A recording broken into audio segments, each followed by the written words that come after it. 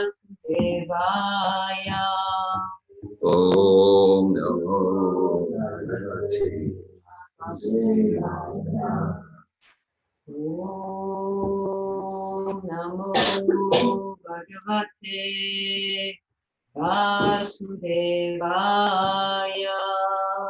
Om Namo Bhagavate Vasudevaya. Om Namo Bhagavate Vasudevaya. Om Namo Bhagavate Vasudevaya. Narayanam namaskritya naram chaiva narottamam devim sarasvatim vyasam tato jayamudiyat. Before reciting Srimad-Bhagavatam, which is a very mitzvah complex, one should offer respectful obeisances to the personality of God Narayan, and to Narayana, she is the supermost human being, and to Mother Sarasvati, the goddess of learning, and unto the other Srila Vyasadeva. Today we are reading from the second canto of Srimad-Bhagavatam, entitled The Cosmic Manifestation. We're on chapter 5, entitled The Cause of All Causes. And we are on text 30. Yeah, we are on text 30.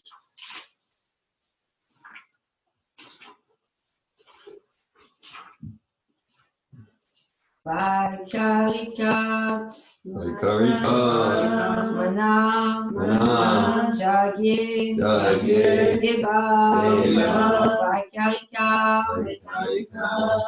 Dasa Nik Vata Arkam Ashita Ashvi Vani Indra Vendra Mitra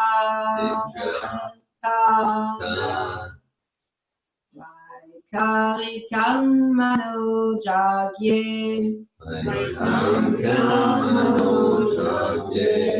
Deva Vaikarika Dasha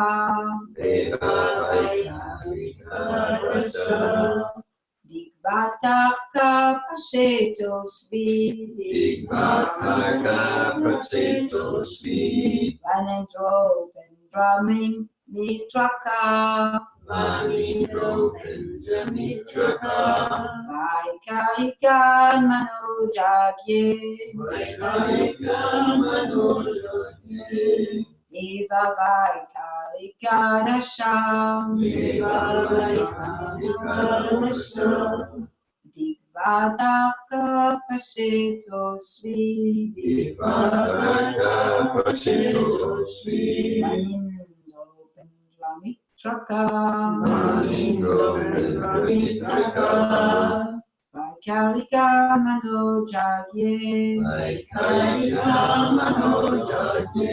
Eva Vaikarika Dasha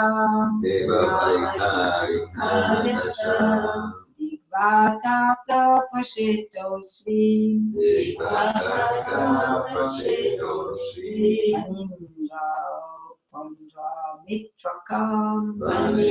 Vendramitraka Vaikarikan Mano Jagye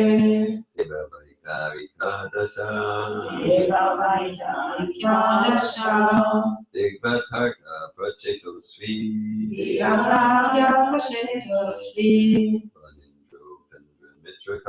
Vanindro Vendramitraka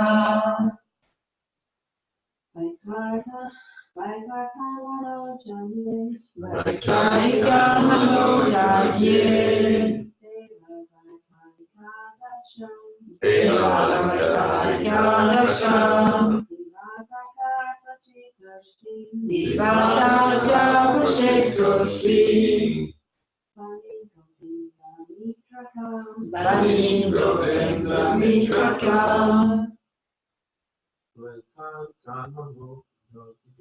Vaikarika Mano Jagye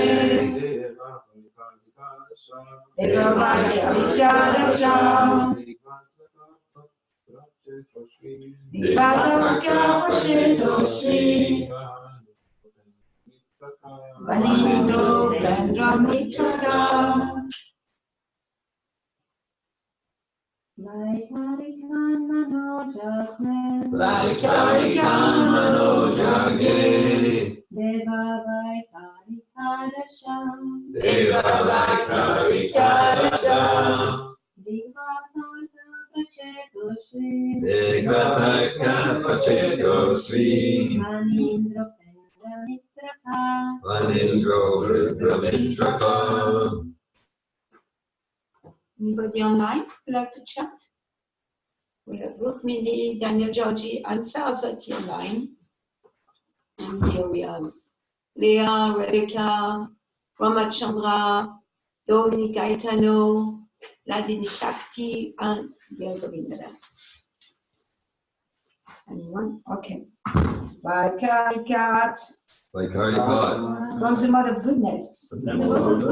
Mana. The man. Javier. Generated. Deva. Demigods. Vaikarika.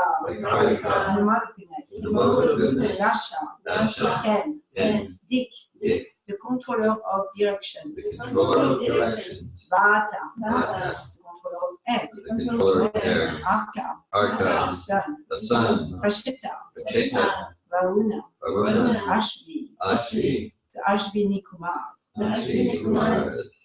Vani.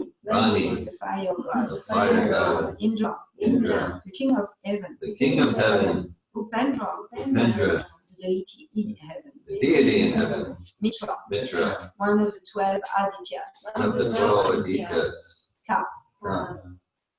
Prajapati Brahma. Translation. From the mode of goodness, the mind is generated and becomes manifest, as also the 10 demigods controlling the bodily movements.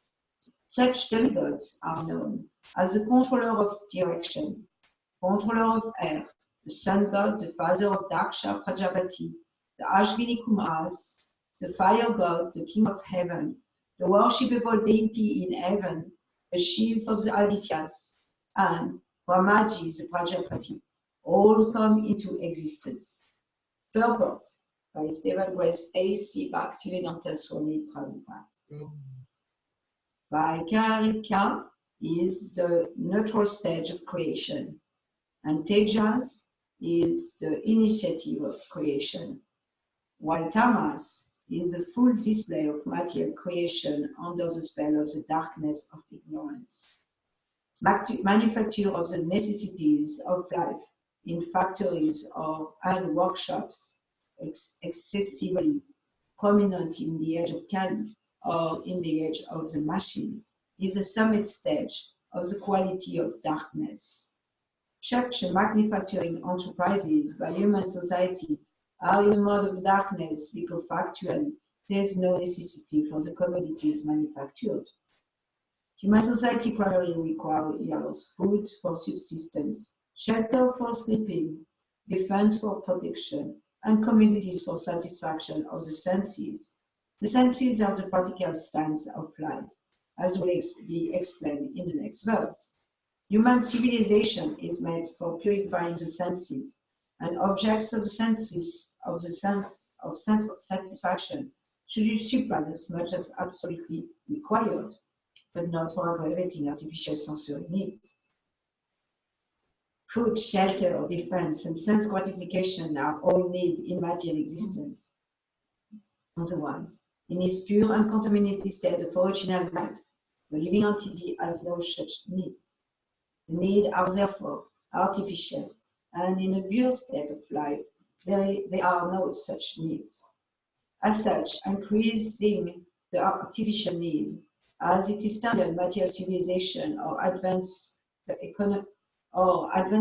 the economic development of a human society, is a sort of engagement in darkness without knowledge. By such engagement, human energy is spoiled, because human energy is primarily meant for purifying the senses in order to engage them in satisfying the senses of the Supreme Lord. The supreme being, the supreme possessor of spiritual senses, is a master of the senses, Rishikesha. Rishika means the senses, and Isha means the master. The Lord is not the servant of the senses, or in other words, He is not directed by the dictation of the senses, but the conditioned soul, or the individual living entities, are servants of the senses. They are conducted by the direction or dictation of the senses, and therefore, material civilization is a kind of engagement in sense gratification only. The standard of human civilization should be to cure the disease of sense gratification, and one can do this simply by becoming an agent for satisfying the spiritual senses of the Lord. The senses are never to be stopped in their engagement, but one should purify them by engaging them in the pure service of sense gratification of the master of the senses. This is the instruction of the whole Bhagavad Gita. Arjuna wanted first of all to satisfy his own senses by his decision not to fight with his kinsmen and friends. But Lord Krishna taught him the Bhagavad Gita just to purify Arjuna's decision for sense gratification. Therefore, Arjuna agreed to satisfy the senses of the Lord, and thus he fought the battle of Kurukshetra as the Lord desired. The Veda instructs us to get out of the existence of darkness and go forward on the path of flight. Tamasima Jyotirgama. Path of flight is therefore to satisfy the senses of the Lord. Misguided men or less intelligent men follow the path of self-realization without any attempt to satisfy the transcendental senses of the Lord by following the path shown by Arjuna and other devotees of the Lord. On the contrary, they artificially try to stop the activity of the senses yoga system, or they deny the transcendental senses of the Lord jnana system. The devotees, however, are above the yogis and jnanis because pure devotees do not deny the senses of the Lord. They want to satisfy the senses of the Lord. Only because of the darkness of ignorance due to the yogis, only because of the darkness of the ignorance do the yogis and jnanis deny the senses of the Lord, and thus artificially try to control activities of the diseased senses. In this diseased condition of the senses, there is too much engagement of the senses in increasing material needs. When one comes to see the disadvantage of aggravating the sense activities, one is called a jnani. And when one tries to stop the activities of the senses by the practice of yoga principles, he is called a yogi. When one is fully aware of the transcendental senses of the Lord and tries to satisfy his senses, one is called a devotee of the Lord. The devotee of the Lord do not try to deny the senses of the Lord, nor do they artificially stop the action of the senses, but they do voluntarily engage the purified senses in the service of the master of the senses, as was done by Arjuna, therefore easily attaining the perfection of satisfying the Lord, the ultimate goal of all perfection. Om Agyanati Mirandasya Gyanatuna Shalakya Shakshu Militam Janatasma Shiko Namaha. I was born in the darkness of ignorance, my spiritual master opened my eyes with the torchlight of knowledge. I offer my respectful obeisances unto him. Namam Vishnu Padaya Krishna Kasaya Bhutale Srimati Bhakti Vedanta Swami Nitinami Namaste Sarvati Vego Avani Pachari Yashasya Shunavadika Svashandeya Jai Shri Krishna Chaitanya Prabhu Nityananda Shri Advaita Shri Gaura Bhakti Hare Krishna Krishna Krishna Hare Hare Hare Rama Rama Hare Hare Krishna. So in this chapter, kind of there is dance philosophy, and the chapter is entitled "Cause for Causes," because the chapter really establish where everything comes from, and also is establishing how complex the whole creation is, and how sophisticated the system of creation is created by the ultimate intelligence of the Supreme Personality of Godhead, Shri Krishna. So we have been going through all those verses, really diving into all the intricacy of the different creation and manifestation and transformation from one element to the next. Yesterday we were looking at how there is transformation from ether to earth, and here there is like it's further like look at the transformation when of the living entities and the establishment of the demigods, and how all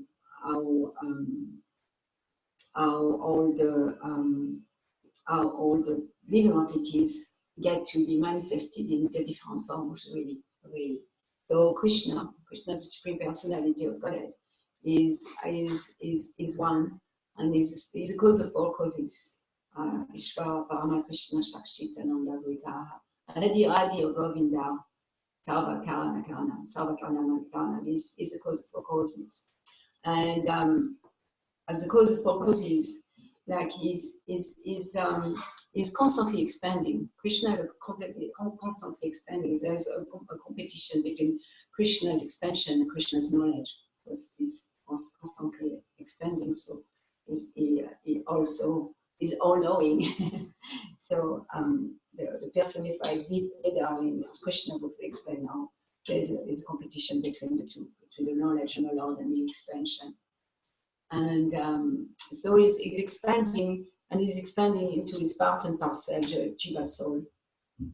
And the Jiva soul, as I expand himself as his part and parcel, he also, I was thinking of that when I was outside. I didn't read the verse before, but somehow that's what I was thinking when I was chanting. I was thinking how like Krishna, like expanding to his part and parcel, and for his own enjoyment, he gives the part and parcel free will. Like that, like to be able to feel that separation, because without the free will of the part and parcels, then there will be no separation, and without the separation, there will be no manifestation of love. There is no separation, there is no love. So he gives free will to the living entities for them to choose him, and to choose to be satisfied with him. And in that free will can be used in so many ways, and the living entities have the choice to decide, like, I don't want to enjoy with Krishna. I don't want to enjoy with Krishna. Yeah, Prabhupada called Krishna Rishikesh. Rishikesh is the master of the senses. Rishi is the senses, and Isha is master. So master of the senses, Rishikesh.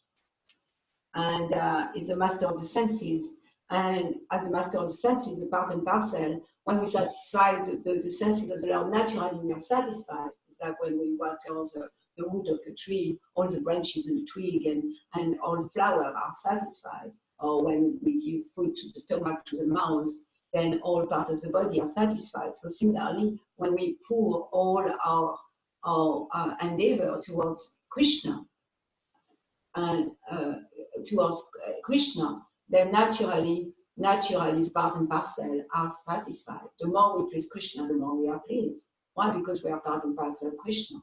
And the more separated we are from Krishna, the more we are going to suffer, because then we are getting more and more entangled in the complexity of the material energy, trying to enjoy, trying to control the material energy.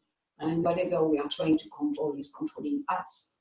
So we are trying, as we try to control the material energy, as we get controlled by the material energy, trying to control the material energy by making arrangements for comfort or security is a lost cause. And Srila Prabhupada says that it's born of the mode of ignorance, because we are ignoring our real identity. We are ignoring that we are self.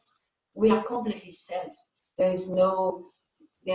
When we are connected with Krishna, there is no danger. There is no sense of like needing to protect ourselves, or even needing to maintain ourselves, because we are part and parcel of Krishna. That protection and that maintenance automatically is happening for us. But if we are trying to control, feeling separation and wanting to lord over the material energy, And then we are going to create unnecessary necessity. Like Srila Prabhupada so much speak about unnecessary necessity in this purport of the born of ignorance. Material consciousness is born of ignorance, ignoring our real identity as servant of Krishna. Yes.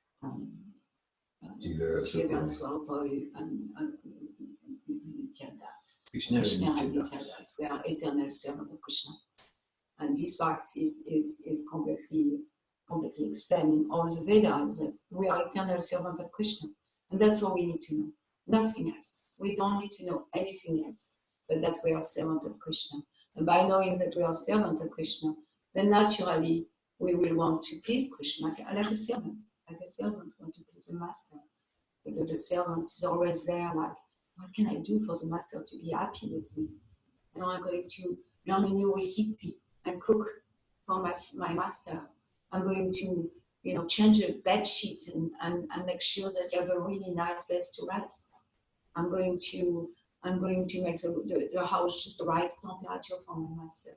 I'm going to act in ways that's very pleasing to my master. I'm going to glorify my master, that everybody will love my master. And that's our constitutional position. And when we engage our senses in the service of the Lord, then our senses get purified, and we get to experience that sense of being a part and parcel and be completely safe and secure, regardless of what situation we may be in. And Maharaj Ambarish is a very good example of that. He's a king, and he's explained that he will use his leg to go to the temple of the Lord. So that's how he will use his legs, senses of walking. And then he will use his nostril to smell the flower offered to the Lord. And he will use his eyes, looking at the form of the Lord, like stopping and looking at the form of the Lord, the form of the Lord, the form of the Lord.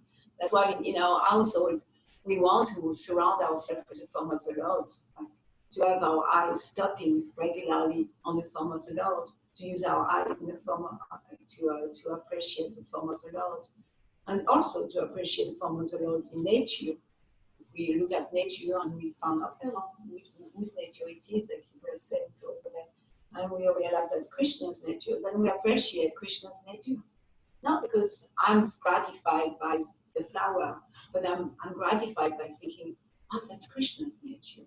Like seeing a bird. Birds are so beautiful. I have so much attraction for the birds there. And if we see the birds are, Krishna's expression of his creativity, it is an artistic talent. We can look at birds. Oh, Krishna is so talented. And some people is like artists. Yeah, like we all have different attraction.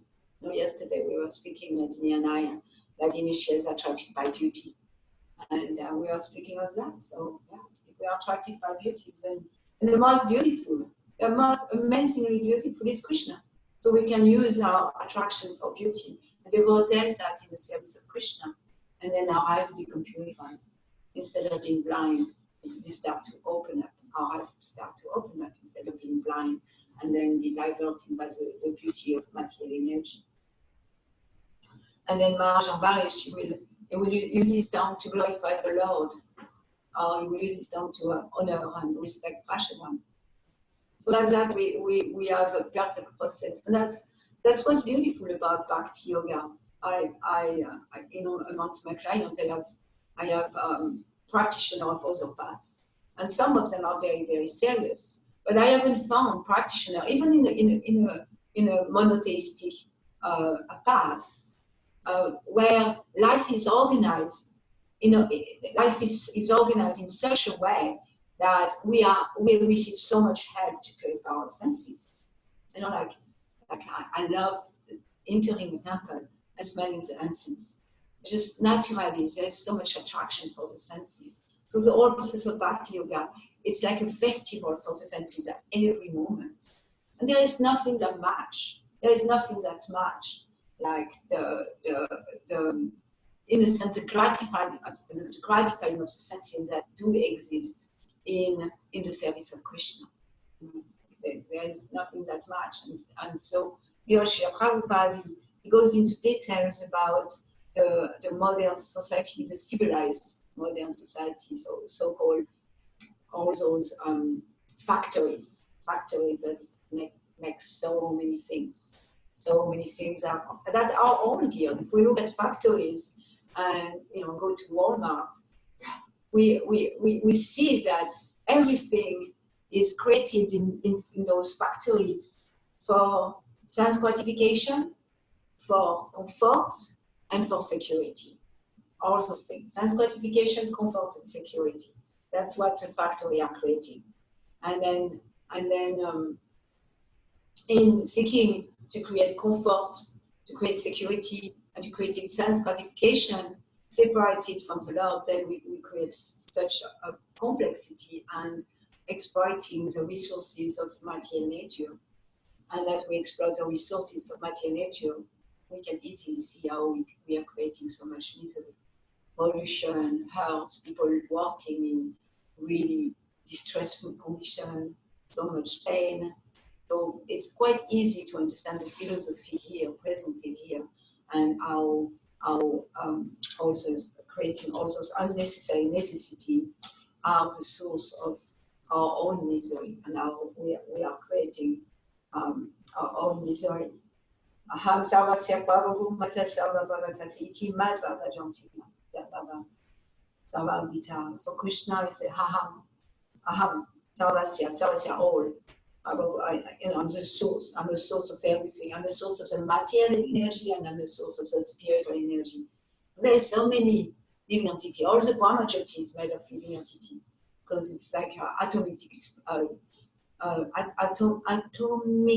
spark of the Supreme. That's what we are. 1/10,000 of the tip of the hair. That's the size of the atomic living entities. And so Brahmajyoti is made of those bright atomic particles, and so it's inconceivable how many living entities there is, and then all part and parcel of Krishna, and then 10% of those living entities they choose to enjoy separated from Krishna, and when they do that, as soon as that desire, the seed of desire comes, then create a cloud of ignorance, a cloud of darkness, a cloud of ignorance, under which the living entity dive into illusion that I can fix my situation, illusion that I'm the one who is capable of making a difference in my whole life, that I know better. I know better how to protect myself, I know better how to enjoy, and I know better how to create security for myself. I know better. I'm going to make plans. I'm going to tell you how much I know, and I'm going to convince you that I have been all figured out, and forgetting, and that's constant forgetfulness, constant. So every morning you remember, every time we smell the incense, every time we see Krishna, every time we chant. So many ways to remember the Lord, so many rules and regulations that can help us remember the Lord, like the way we bathe, the way we go to the bathroom. Every moment we can, according to the guidance of Srila Prabhupada's teaching, we have an opportunity to remember we are devotees of the Lord, and we are part and parcel of the Lord, and we are meant to serve Him every moment. We really study all what Srila Prabhupada gave us. There is absolutely no vacuum, no emptiness. It's like everything can be done in a way that's connected with the Supreme Personality of Godhead, with no separation. Well, that's so merciful of the Lord to help us in this way. When we cook, the way we walk, the way we speak, everything is developed in the process of Bhakti Yoga in order to help us purify our senses. So I'm going to see if there is also. He said, Prabhupada said, food, shelter, defense, and sense gratification are all needed material existence. Otherwise, this pure and contaminated state of original life, the living entity has no such needs. So that those needs, they are really material consciousness. If we just serve Krishna, if we just focus on serving Krishna, everything that we need are going to be fulfilled. Even if it's fulfilled, I don't know how it will. Maybe it will be fulfilled with us living in a palace, or maybe it's going to be fulfilled with us living in a cabin in the Himalayas. But it doesn't really matter, because when we fulfill the senses of the pleasure of Krishna, like Arjuna, Srila Prabhupada speak about Arjuna at the beginning of the Bhagavad Gita, he's lamenting. He's lamenting. He's like Prabhupada says, sense gratification, which we know is not really what's happening. But still, it's a good example. Like Arjuna is sentimental, sentient, from sense. It's like for his senses, for his sentimentality. He doesn't want to kill his kinsmen. He doesn't want to kill his friends. He doesn't want to fight. But he's a Kshatriya. But because of sentimentality, he decided, like, I don't want to fight. But then Krishna spoke the Bhagavad Gita, and he speaks the Bhagavad Gita to us every day. And then to transform his relationship with his constitutional position of Arjuna. Krishna speaks the Bhagavad Gita, and Arjuna realized, no, the way to be successful here is to do some things that's pleasing to Krishna. Do as Krishna desires. And when I do as Krishna desires, then everything else is going to be taken care of. Even, like Arjuna has so many things imagining, like if I fight, then the women are not going to be protected. If I fight and I win, then I will have so much regret. We have so much rationale for our decision in life. With the if, like that, or really knowing what we need to do, thinking we know, or being illusion that we know. And so Arjuna too, he had so many good arguments. What's the point of fighting if I'm all alone? There is nobody anymore. And he had so many arguments. And those arguments sounded good. They all sounded good. And at the same time, Krishna smashed them all.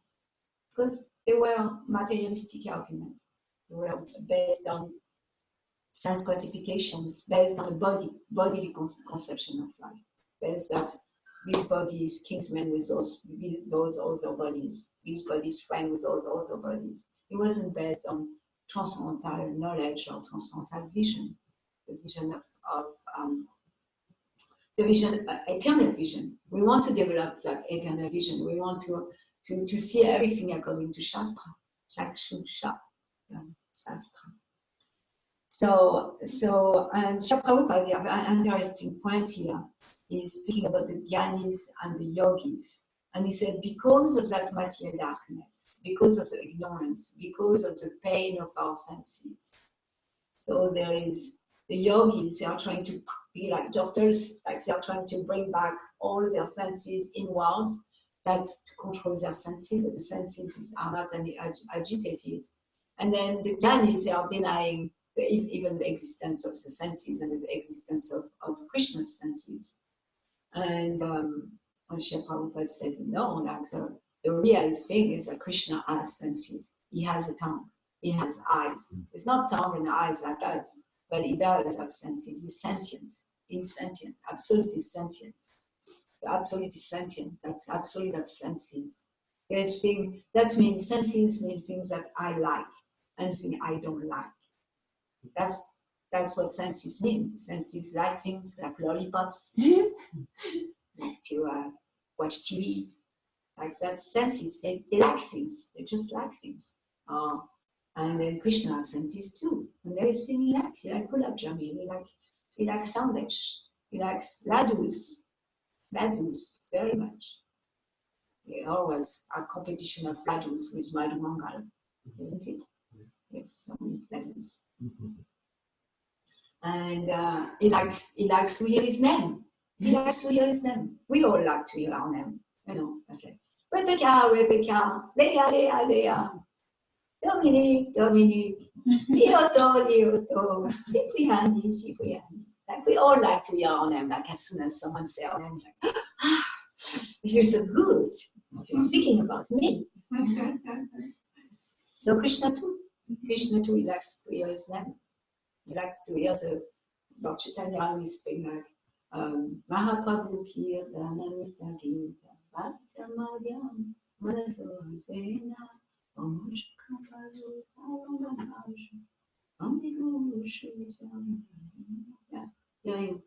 hearing the kartals, hearing the sound of the kartal, hearing the sound of the mridanga. It's so pleasing to the spiritual master. It's so pleasing to Krishna. And yeah, by pleasing the senses of the spiritual master, by following his instruction. The instruction of Srila Prabhupada are quite easy. You know, it's like he's protecting us. He says, okay, there is 4 regulatory principles. And here is a mantra that if you chant that mantra, you're protected. It's quite very, very simple. It's not always easy, but it's very simple. If we do protect ourselves from those 4 regulatory principles, and that's a pillar. That's a pillar, because without those 4 regulatory principles, it's going to be very, very, very difficult to make advancement in spiritual life. It's very difficult to even chant. It's going to be difficult to absorb ourselves, to be really focused. And like also there was listening to a class of Prabhupada, and it was really, it brought a point home for me that I have many times, of course. And however, it had different meanings that time.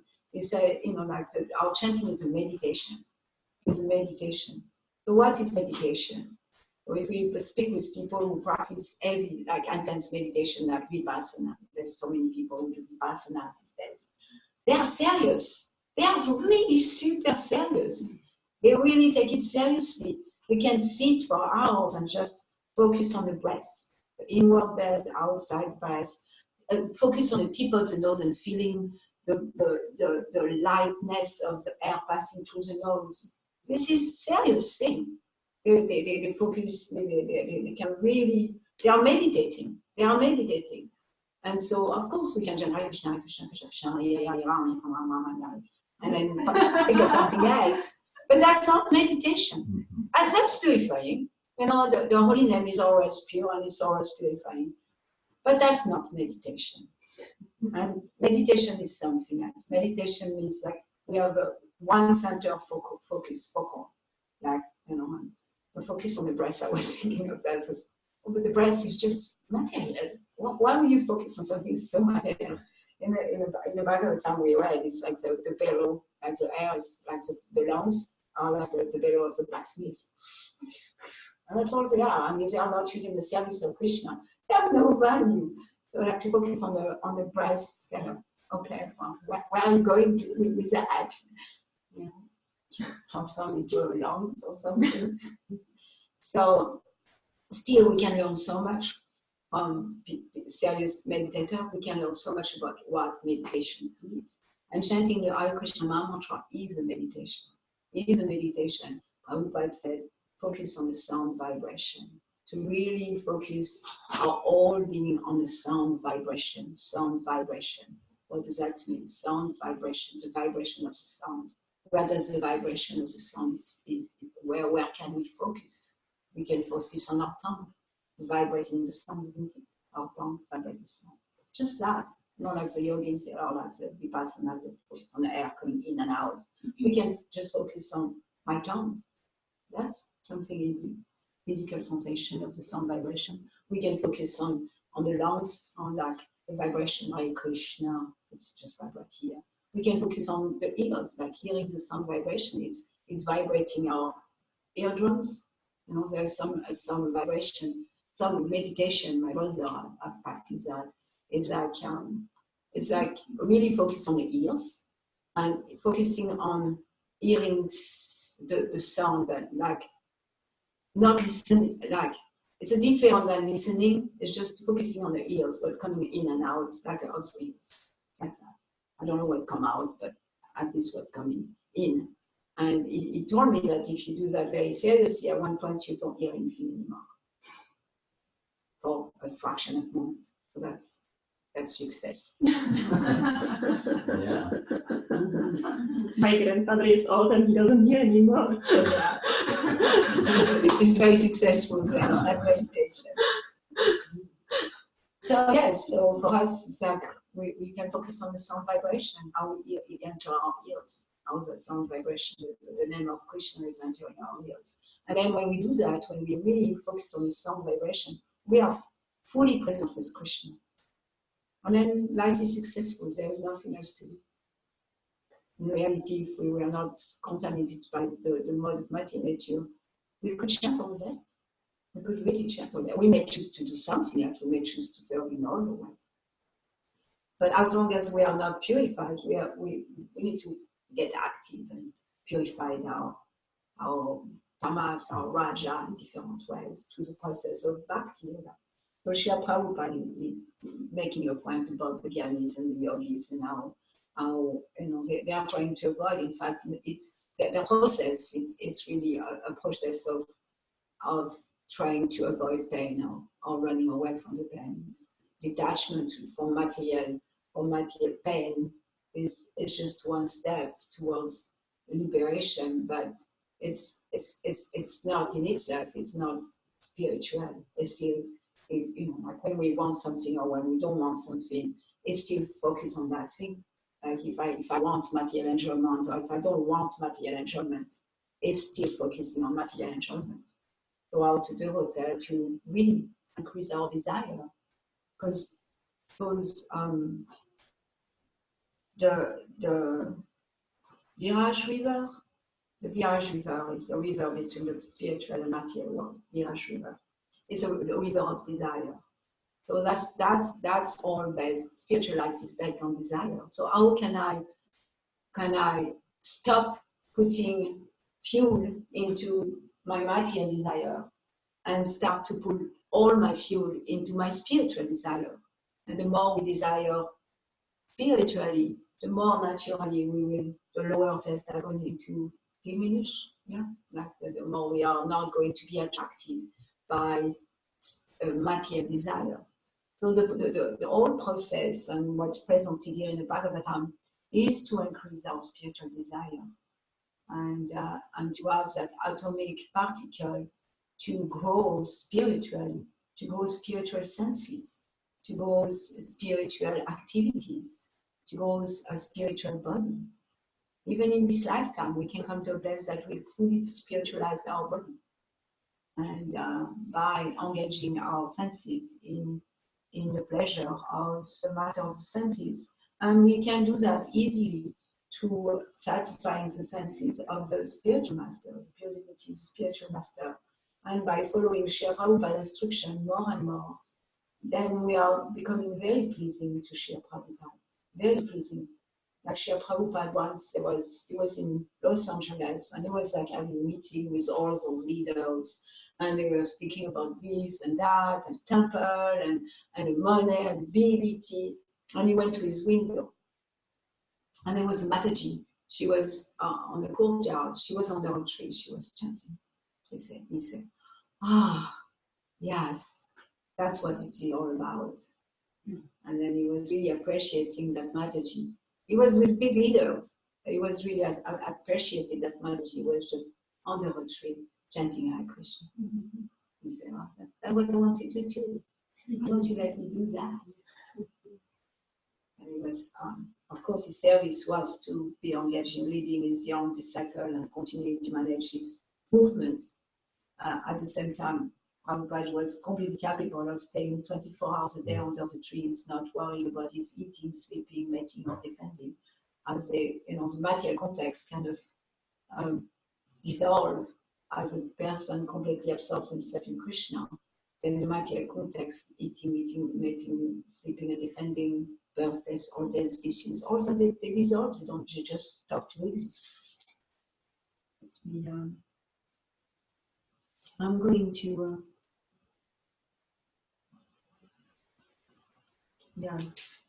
So an important part of our developing a desire is to understand what is pure devotional service.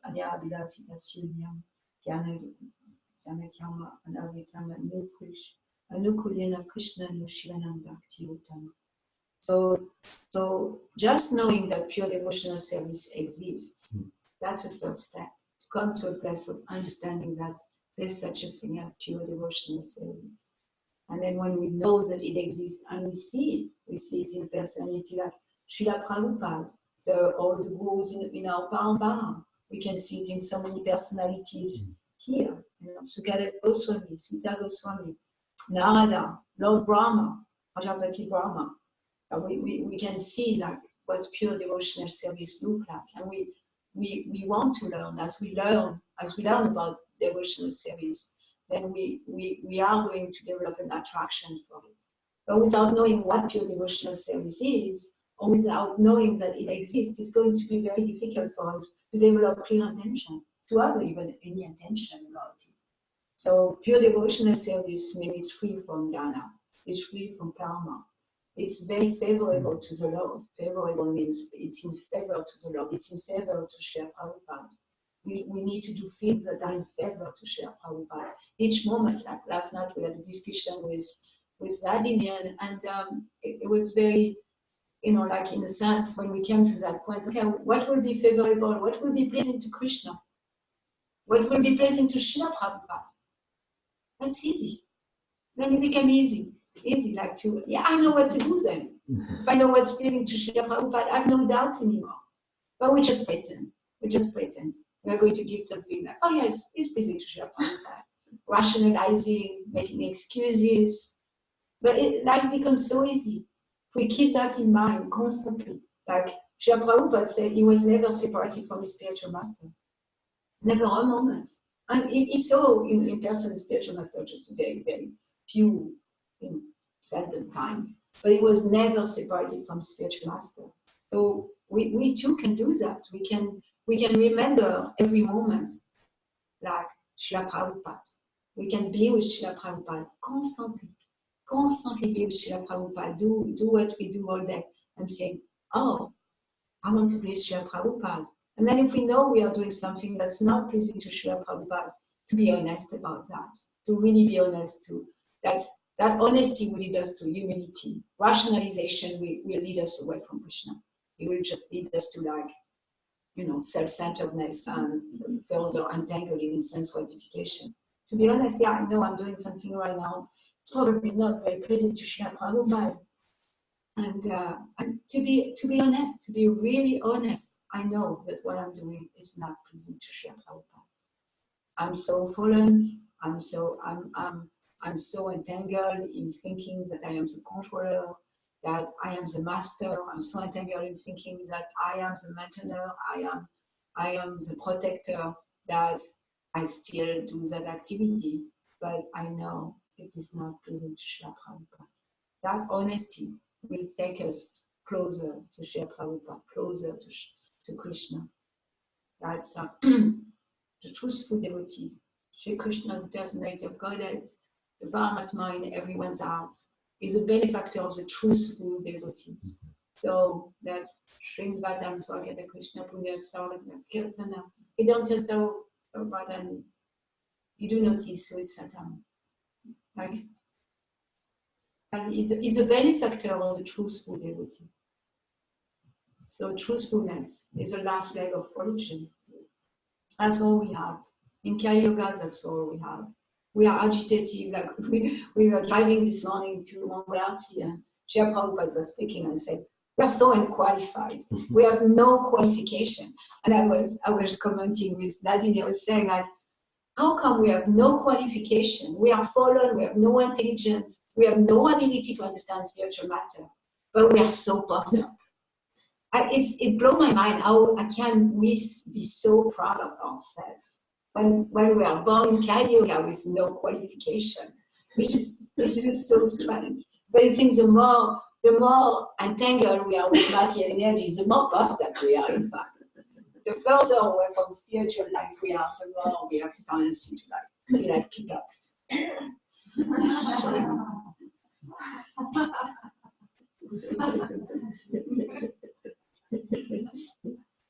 Yeah. So knowing about pure devotional service and serving Srila Prabhupada and be truthful, honest, truthful. Yes, I know. I know that what I'm doing is not pleasing to Srila Prabhupada. I know it's not conducive for spiritual life. And that's why I'm at. And that's humility.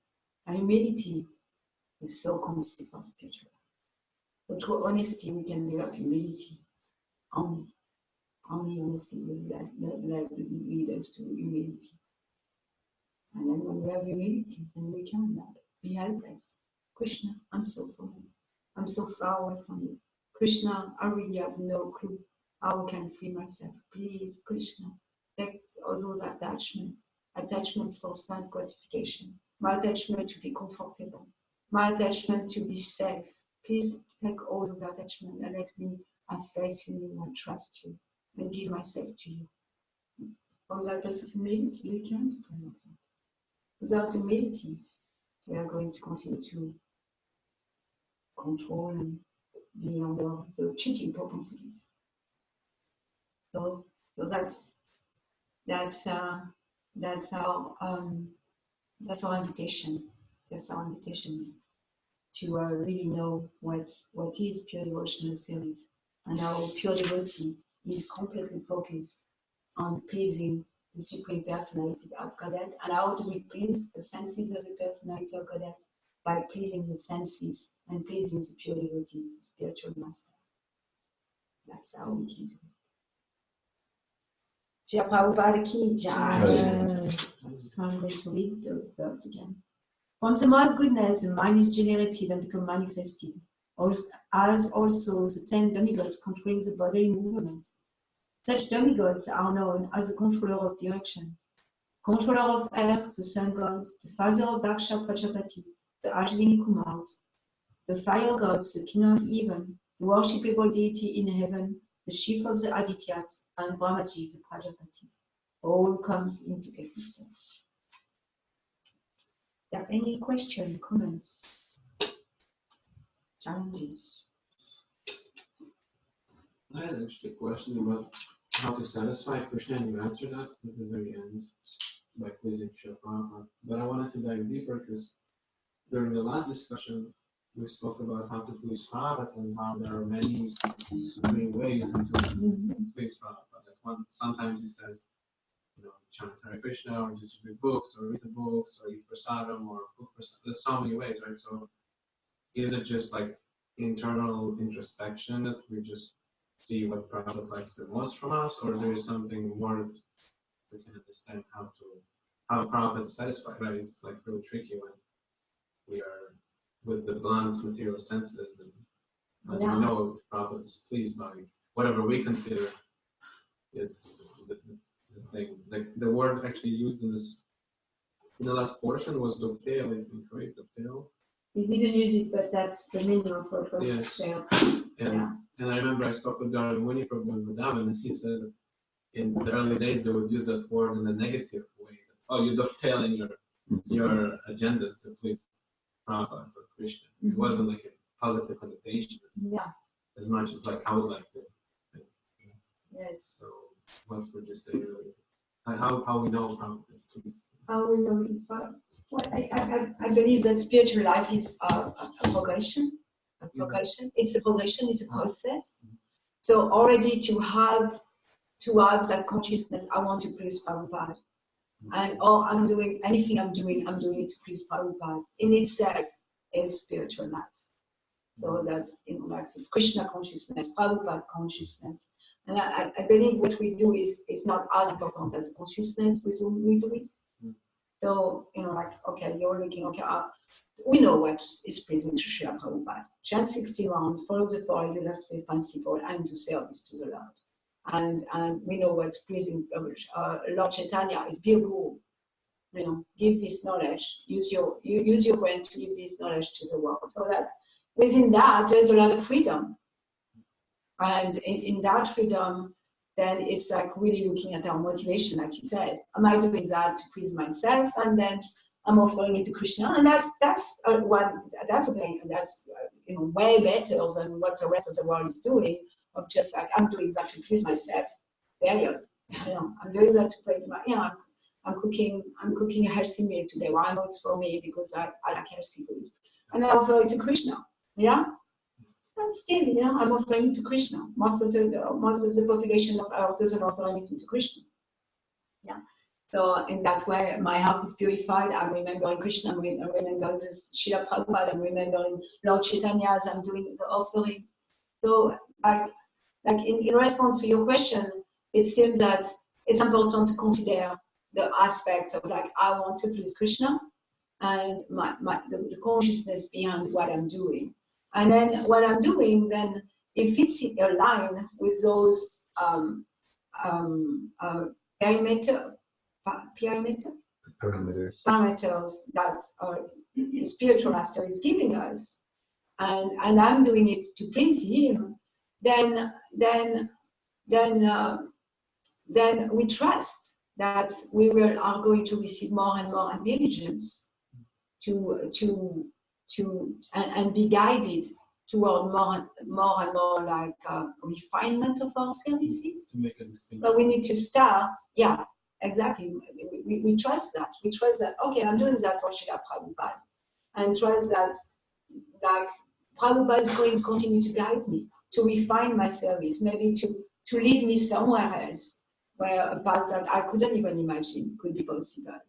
And also, last night I was reading that by chanting the holy name of the Lord, like purely, Sudanam, by chanting the holy name of the Lord purely, we fulfill all the 9 processes of devotional service.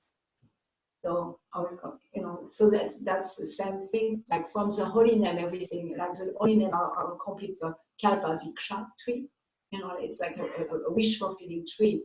So if we start by my vow, my commitment in this lifetime is to chant 16 rounds and follow for a year as possible. And if we start with those services that are very clearly defined as the basis, the foundation for all of the services, then to also have faith that from my chanting, everything is going to be revealed. Everything, all the guidance is going to be given. And all my life is going to be successful by that attention to chant purely, to free myself from the 10 offenses and more chant purely. And, like what I trust, because I have seen that in my life, it starts somewhere. So I do what I'm doing, and I purify my consciousness more and more. I do it for Krishna or for the pleasure of Srila Prabhupada. And from that, starting where I am at, then more is coming. And that's what I've seen in my life. And I've seen many. I've seen that there were so many services that I wanted to do. Like, and they were all Krishna conscious. Like I remember I went on Padayatra, and I love Padayatra. Padayatra is like walking. Pada means foot, and the yatra is like a temple, walking temple. Yeah, it's a walking temple. And so I was in Padayatra in Europe. I think I stayed maybe 10 days. And I was like, that's what I want to do for the rest of my life. But then Krishna had also planned. Krishna had also planned, and I was led in completely different services. Same thing, like I remember when I was in Montreal temple, all I wanted to do is to go on book distribution. And that's very interesting, because we will think like distribution is the highest. And I was good at book distribution, and I could do it. And I wasn't scared, I wanted to go. And then the other back teams, they didn't want to go on book distribution. They wanted to stay in the temple. They didn't want to be in the street. And I'm the one who was staying behind in the temple, cooking for everyone. And everybody was going on Sankirtan on book distribution. Go figure. It's really strange. It's really, really strange.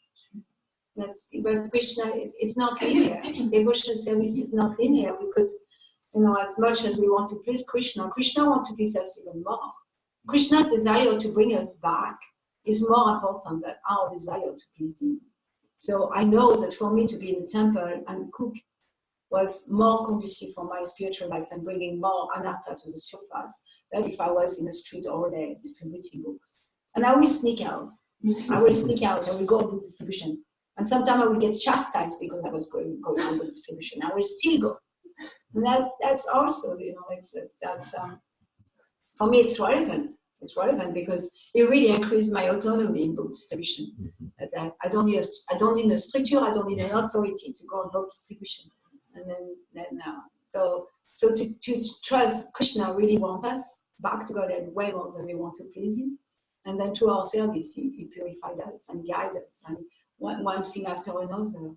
And starting with the foundation of attentive chanting of the holy name, and the foundation that help us chant attentively, which is very strictly, as strictly as we can master, follow the four regulatory principles. that response to your question? Yeah. Thank you very much for the question. I appreciate the question and response. And I appreciate Prabhupada gives parameters, container, and there's really nothing unclear about that. Okay, we have our vow of chanting rounds and reading Prabhupada's books and morning program, and so it gives container. That's everyone's all the followers of Prabhupada. That's our service. And then within that, I appreciate very much your response, Malini. And then as a side comment, you mentioned your conversation with Garga Muni. I believe I know because I can imagine in Garga Muni's days, that's like 1966, to dovetail was seen negatively, now it's seen positively. Because the idea of dovetail, like we got our psychophysical propensities. And it's like, I'm dovetailing my psychophysical, oh, Prabhu, Mataji, you're attached to your psychophysical propensities. Real service is you just do the needful. You just do the needful. And what is that preparing prasad? Is that going on book distribution? Is that starting a magazine? It's described that Prabhupada would, there was one disciple who had no previous experience in literary pursuits or publishing, and it was just like, okay, you start a monthly magazine, it's called Back to Godhead, go do it. And and with clear intention he did it, and like that. So the idea is you're attached to your psychophysical propensities, and rather than we just do the needful for Krishna, and that was the mood. Okay, then as years and that's a wonderful mood. That's a wonderful mood. As years went on, though, it was applied, I would say, maybe in an artificial way. That in the name of doing the needful, we're not honestly acknowledging where we're at, and then one of Prabhupada's main mottos was chant and be happy. So then there was all this like, I'm chanting, I'm not happy, and yes, and I mean it's a complicated analysis, but a lot of that was because I'm pretending I'm less attached to my psychophysical propensities than I really am. And then doing the needful repressing and beach balling and all of that, because we're not really on that platform as fully as we like to pretend, because that's truly the advanced devotee, like that. And so then kind of like as a safety net, and that's the whole Varnashram thing, which Prabhupada did not emphasize, certainly at first. But Prabhupada said that's the second part of his mission. That development is incomplete because Varnashram is dovetail our psychophysical propensities in devotional service, and that's a wonderful safety net. That's a wonderful safety net. That okay, whatever the needful would be, full surrender. Okay, well I'm not there, so if there's no safety net, then I'll just go back to what I used to do. This is my material life. So then the dovetail in Varnashram, that's a very it's important safety net. And when I'm saying that, I'm not seeing it as being about trying to artificially reestablish the Vedic Varnashram system from 5,000 years ago into 21st century Florida or Europe or Israel or something like that. But the basic principle of honestly meeting ourselves where we're at and not taking that as an excuse. Well, where I'm at is I just don't feel like chanting today, so I want to be honest, and that sort of thing. Meeting ourselves where we're at within the parameters of the clear service Prabhupada gave us, and dovetailing our propensity in devotional service. And as we do that, because it's dovetailing devotional service, we get more and more purified, and we do become less attached to whether a particular service is my psychophysical propensity or not. All right, Krishna. Thank you. I never heard it described as a safety net. Safety net. Yeah. That makes some sense. Like, okay, I'm not there, so let's fall back on my skills and qualities. Yeah. And not, still be sattvic. Like I'm not in feeling pure or devotional, but at least be sattvic and be honest. Just stay there for a little while. Yeah. Safety net, you then. Yeah, I appreciate that. Besides, we can see your next staying away from some stuff. He's happy. and being honest, and then meeting ourselves where we are at. Yeah. And it's interesting because in Prabhupada history, like he had a lot of followers who were hippies, musicians.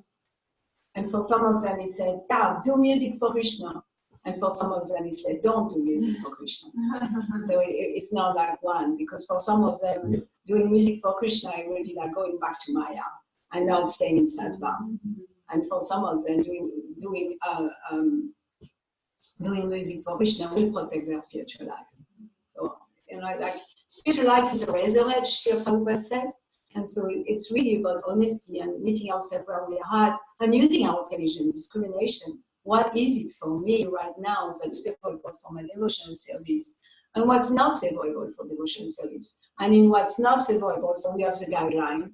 And we also have guideline what's favorable. But within that, there is such a big range that we need to keep our intelligence really alert and awake. Yeah. You see, okay, what's, is it sadvik? Is okay, I go back to my propensities and I go back within that container of sattva. Like that. Thank you. In Mukunda Goswami's biography, Prabhupada, Miracle on Second Avenue. And Mukunda Goswami, he was Michael Green, he was a professional musician before he came to Prabhupada. And of course, he was one of the main ones who met the Beatles, became close friends with George Harrison, and then he was temple president in London, like that. And at one point he had quite an opportunity in California for some music thing. It could be very lucrative and like that. And he was talking to Prabhupada about it, and Prabhupada, it was either a phone conversation or a letter. And then in that particular situation, because in that particular situation, Prabhupada said, we're not musicians, we're devotees. That was it. And so, yeah, so in that particular situation, I don't suggest you go to California to pursue that opportunity.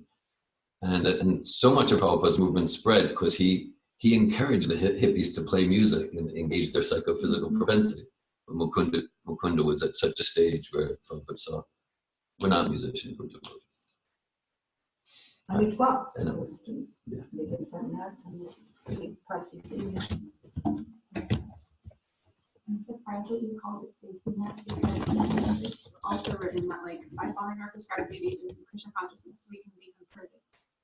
So that doesn't sound like a safety net, it sounds like the path to follow our prescribed duties, but in Krishna consciousness.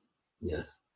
So okay, so we're named out this term safety net. I appreciate that Bhagavad Gita reference very much. Yes. Okay, by following our prescribed duties, we become perfect. Okay, and in that perfect is we come to the point of pure devotional service to Krishna, where we're no longer attached to prescribed duties connected with our psychophysical nature. Okay, we're no longer, like that's where Arjuna came. Like Arjuna he just wants to please Krishna when he got Bhagavad Gita. Now, pleasing Krishna in just that full surrender, for him, it did mean, okay, follow your duty as a warrior. Yeah. But he wasn't attached at that point. He's like, okay, I'm ready to be a warrior, I'm ready to go to the forest, whatever you want, Krishna. So the principle is that let's say someone is living the path of perfection in that pure devotional service. And that was sort of like 1966 and what Prabhupada gave, let's just do the needful like that. But then let's say someone has attachment, to their psychophysical nature and they're not ready to surrender to go on book distribution. Not that book distribution necessarily the highest, but let's say that would be the needful. Or they're not ready to do whatever the temple president would prefer like that. So they're not really ready, they're not really at that perfection.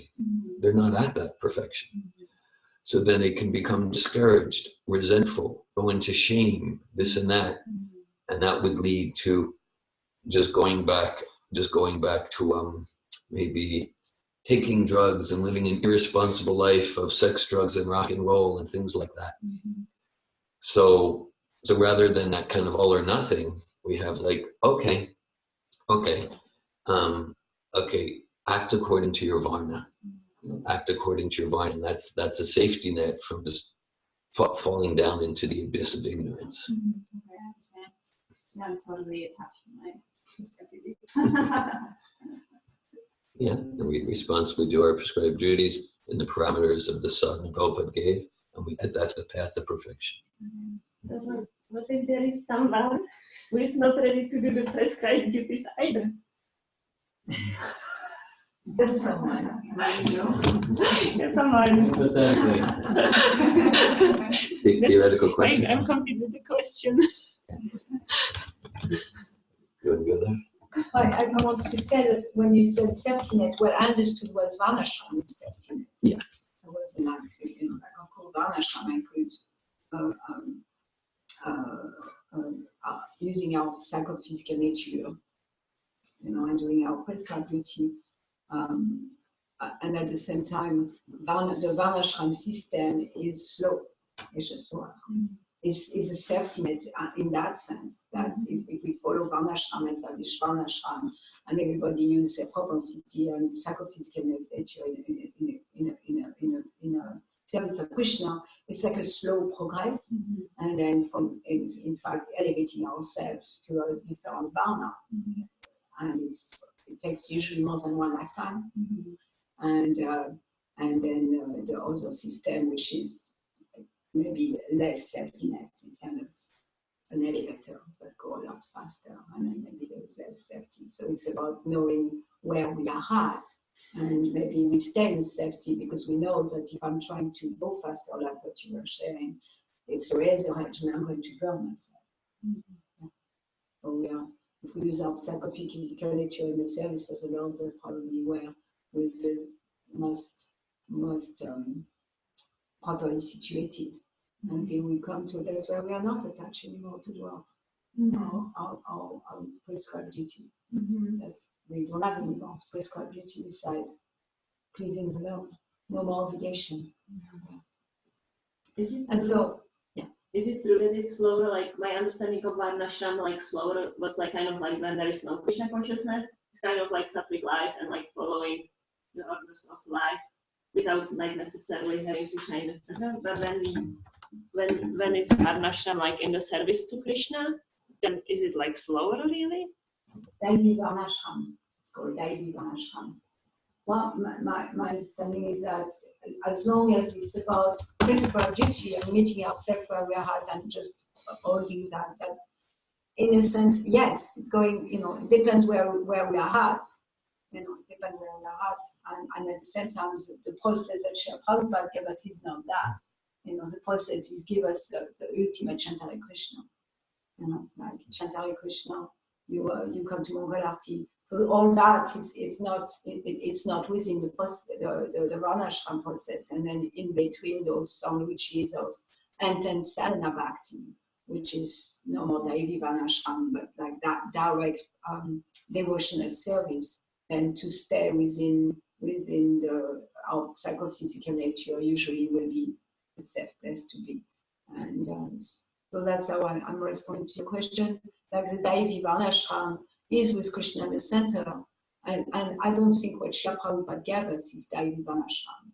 What Prabhupada gave us is a direct process of sadhana bhakti, and at the same time the two come together and Prabhupada wanted. He said, I didn't establish Varnashram Dharma, and he wanted Varnashram Dharma because I've been around for more than 30 years around devotees, and I can see some devotees, their progress is very slow. Like maybe they go to the temple and they chant three or four rounds a day, and they don't progress to chant more or do more devotional service. And at the same time, if they are very well engaged, if there is a nice leader that really they are engaged in their psychophysical nature, then in this lifetime they can really make a lot of advancement. Because not everybody make advancement at the same pace. There needs to be a structure for that too.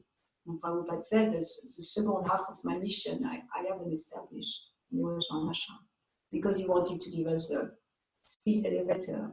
So, but I don't think he wanted to take the speed elevator and put Varnashram. I think that combining the two together. So about not doing our prescribed duty, and despite that, the devotee have no obligation. So where are we on that platform having no obligation? And as long as we are not on that platform having no obligation, if we let go of our prescribed duty, then we are going to incur consequences. What consequences?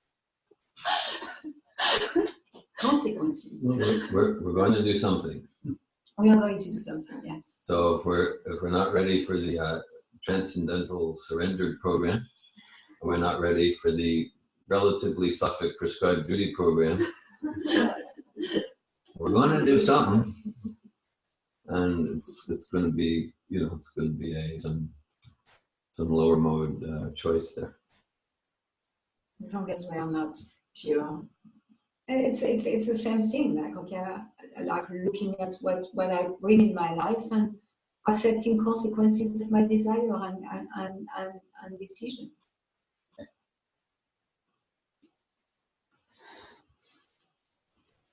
It's better to do our duty perfectly than doing someone else's duty perfectly. Krishna said in Bhagavatam to Arjuna.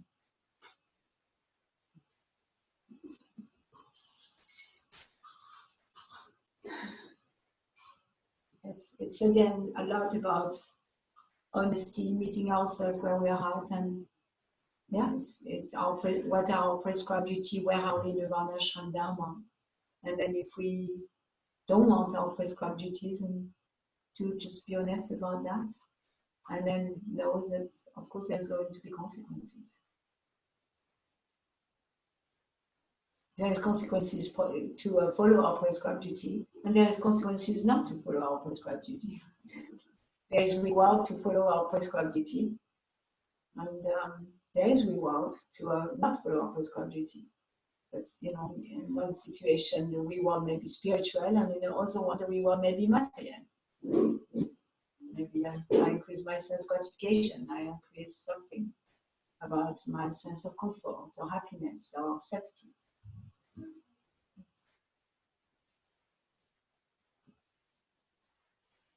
Anything else? There's so many nuances. So many nuances. Yeah, it's like there's no one size fits all. I mean, one size fits all is like chant Hare Krishna. That's it. Follow four religious principles too. Yeah. It's just so interesting because, like, I also see people like leaving their prescribed duties because they're scared of them in the name of like, I'm going to go be a devotee. And so there's just so many nuances of like, what's the right thing for what's the transformation for this person? What's the medicine? Yeah. What's the medicine according to the disease? And it's not always the same. It's not always the same. Yes, there is the situation where Srila Prabhupada would suggest to leave their prescribed duty. Yes, to give themselves more fully to Krishna consciousness.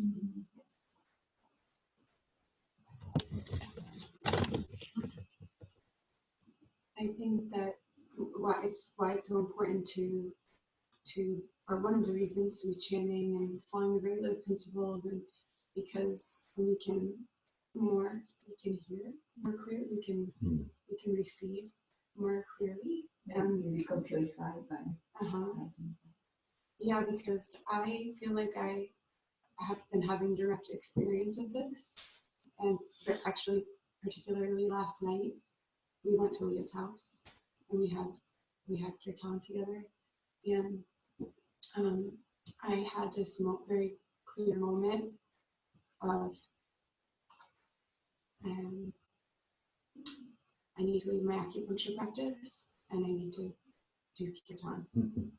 And then soon after that, I got really scared. And then I was like, no, that wasn't real.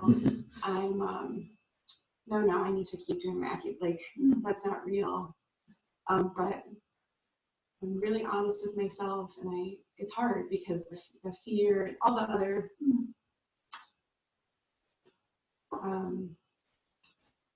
so anyway, I feel like I'm getting clear instruction. I was given clear instruction. It was just very clear, and then it was covered over, not completely. But fear. Yeah, so what I'm getting from this, from my own experience, is that if we can be in the, chanting what you were just chanting 16 rounds, following the four regulative principles, and really, and being honest with ourselves, and then we will have we can have those moments of clear, like of plugging in directly, of receiving what it is, and then it's like, okay, well, I know that's there, and then I'm not ready to do anything about it yet, and it's okay, and we'll see what It's better pretending not to know. Mm-hmm. Yeah. So what you're saying is like a carry back. As we chant and follow the four regulative principles, we kind of clear up the static that prevents us from hearing the super soul. Krishna is dwelling in our heart. He's a benefactor. He's our friend. He's inside our hearts. He's giving us intelligence to go back to him all the time. He doesn't stop speaking. We're just not paying attention. And so as we chant, we pay attention to our round, and we chant at least 16 rounds, because that's what Prabhupada prescribed for us. It's a medicine he gave us. And for the followers of the principle, consciously, then we clear the static that prevents us from hearing. Mm-hmm. And then after, when we hear, that's not it. Then maybe we are going to hear things that we like, or we are going to hear things that we don't like. And then it's about not being in a place of pretending not to know. Like being in a place, okay, I know what Krishna wants me to do because I heard it. And I'm not doing it because I'm scared, because I want to hold on to control, or I want to protect myself, or I want to continue to be in illusion that I'm the mentor, or all those things. But that's honesty. Again, that's honesty. Not pretending not to know, knowing like, yeah, I do know. Because we do know a lot more than what we pretend we don't. Often we are like, oh, I don't know, I'm confused. In reality, there is a smaller voice inside of us that's really telling us what we are supposed to do, but we want to ignore them or pretend they are not there because they are not telling us what we want to hear. They are telling us something else that we're scared of. Mm-hmm. I appreciate what you're saying. That's clear the static to hear Paramatma. Mm-hmm. And I'll share one more thing that is, I was telling Patrick that last night I had another experience. This is my second experience where after I led kirtan, I was shaking. I was like, in my body, it felt like I was like quivering, and like I didn't know if I was like releasing emotions or I didn't know what was happening. But it felt like some kind of release or something. And so Patrick was like, when we got home, I told him what happened, and so he was like, oh, let's look up the symptoms of I don't know. Devotional ecstasies. Right. So he looked that up, and we started reading about it, and he was like, oh, so trembling is Baba, and then he was talking about like how the next level is prema, and so we talked about that for a while, and then I was like, it was late, and I wanted to at least read one verse in the Bhagavad Gita before I went to bed, and so I was just opening up to where I left off in the Bhagavad Gita. And I opened it and I started reading, and all of a sudden I started reading about Baba and Prema for the first time. Mm-hmm. I started reading about it, and I was like, what's happening? Is this really happening? Like, I'm reading it. We were just talking about it, and here it is. It was just like, wow. The book is alive. Wow. It's fully alive for you. Oh my God. Very alive for you. Yeah. Yes. Yeah, Patrick, what's happening for you right now? I was like, am I the only one who's like realizing, like you read it aloud to make sure you were not dreaming? Yeah, I read it to him. I was like, what's happening for you? Because I'm kind of like having this really far out experience right now. Beyond the material energy, like an experience of the master of mystic. Krishna is a master of mystic, so we can create all kind of found things around us for us to realize it, to realize like, oh, that's miracle, and you like, yeah, I had a symptom of ecstasy. I felt really kirtan, and I felt guided inside my heart, and then you feel guided to read in a book about symptom of ecstasy, and then I opened the book just because to follow my vows to read one verse of Bhagavad Gita at least in the night, and here it is, exactly what you were speaking about. How magical is that?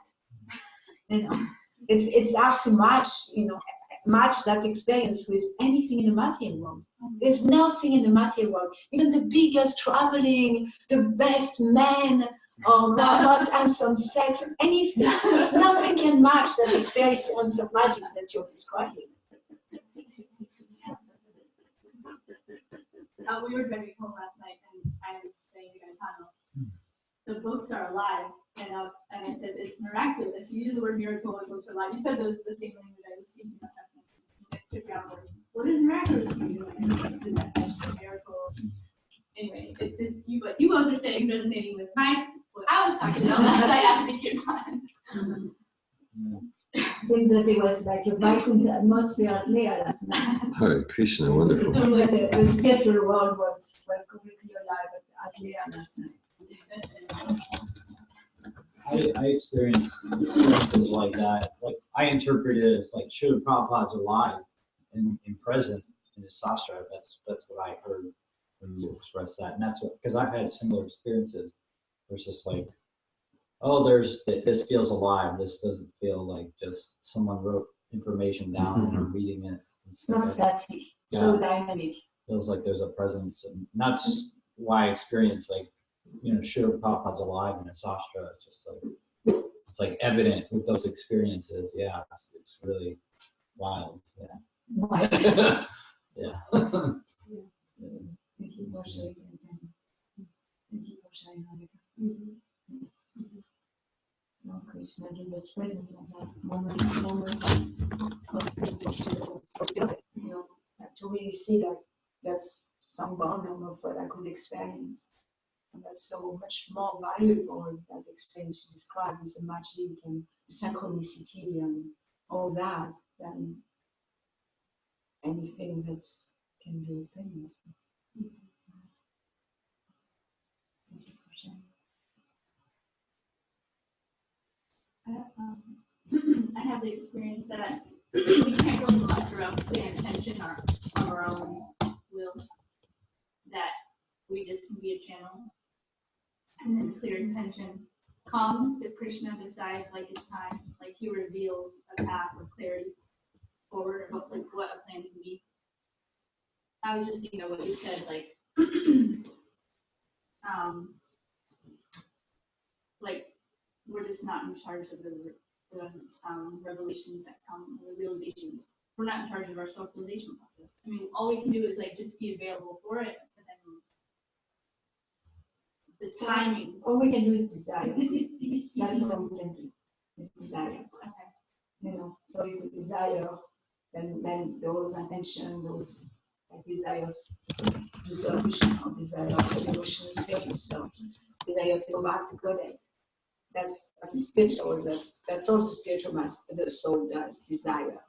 We can desire materially, we can desire spiritually, and then, like you said, everything else is we are the puppet. Either we are the puppet to the material energy, and then even our ideas that are so good or whatever. It's not necessary. It's not ours. Or we can be the puppet of the spiritual energy. And the soul desire.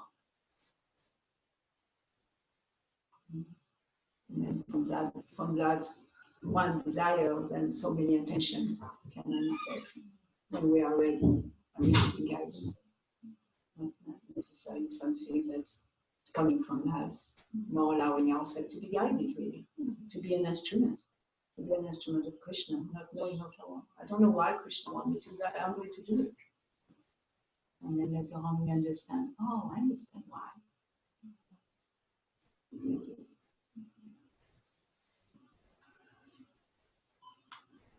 Grantaraj Srimad-Bhagavatam ki jai, Srila Prabhupada ki jai, Srimad-Bhagavatam ki jai. Hare Krishna.